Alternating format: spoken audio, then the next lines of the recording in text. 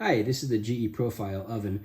I've had the F76 error happen 3 different events over the past few years, and so unfortunately I've gotten a little more skilled than I wanted to be at trying to figure this out, and I wanted to share what I learned.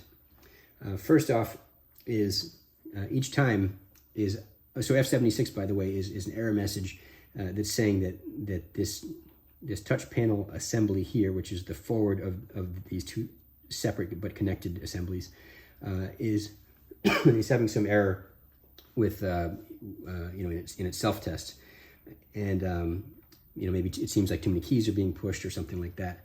So the what happened in each of the cases, each of the 3 cases, is water had fallen here either due to cleaning, a wet sponge dripped out onto it, or a pan of water, and each time the water went under in between this piece of glass here and the black plastic flat tray that runs along the back here. It's a plastic sheet basically, and then the lip comes up, so it was catching water and it was going up, down and up underneath it, and or it was getting potentially up around the top. I'm not sure.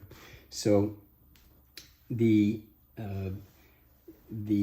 generally speaking, the way that I took care of it was with a hot water heater.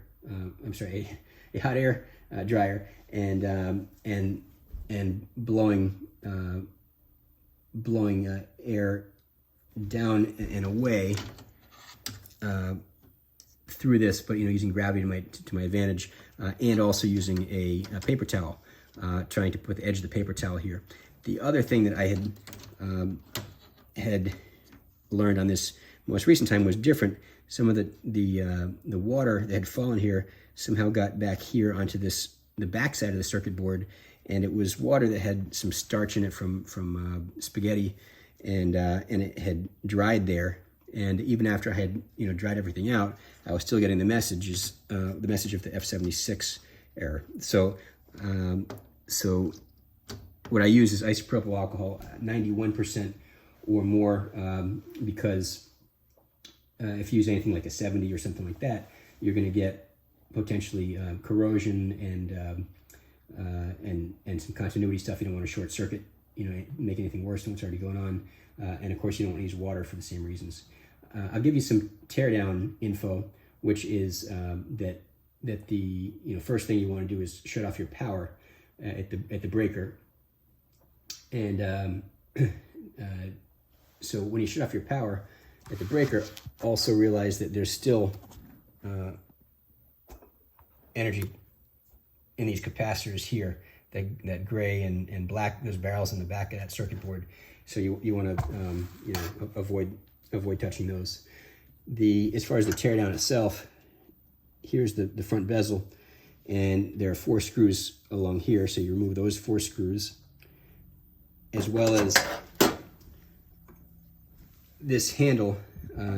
You pull straight up and off, and then that gives you access with the Phillips head also to take off these screws. There's either 1 or 2 on either side of these. So once that comes up, you have these tabs here that are connecting into this underneath plate of the stove. So you kind of have to negotiate pulling this up and out. The bezels can come up, swing forward towards you, and then you got to wiggle it to take it out. This double assembly is going to come with it, and you'll see here there's a slot in the plate here, in the sheet metal there on either side. There's 2 there, and you can see here that this has got 4, 1 here, 1 on the other side, and you've got another bracket here and 1 on the other side. So those 4 screws have to come out in order for this double assembly, meaning this piece and this piece, which are bound to get clipped together, to come out.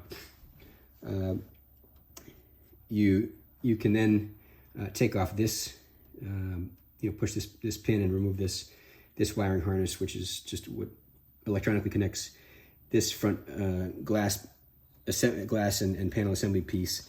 Then you want to, this is going to look easy because I've already taken it out, but there's some plastic tabs there, so you got to pry one side up here and then wiggle the other side until these pieces break away.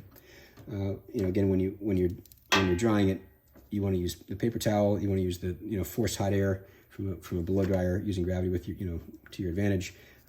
Let it dry overnight, and and as well the isopropyl alcohol. Here you can see the integrated circuit board where I had that sort of dirty, the macaroni water, spaghetti water that had dried. It just covered the where the 8 is, on the other side. I figured that out. Helped me figure it out because when I attempted to fix it today, when I booted everything back up, I was still getting, when I went to go set the clock, that the 8 was showing up in the sequence on the panel. A quick tip here, just because you're already gonna be this far along, and there's one little frustrating thing sometimes is which is to set the clock. It says set clock, hold 3 seconds. You hold those 2 buttons, the 9 and the 0, for 3 seconds. Then it'll prompt you to set the clock. You won't be able to do this yet because your power won't be on yet. Wait till you put everything back together.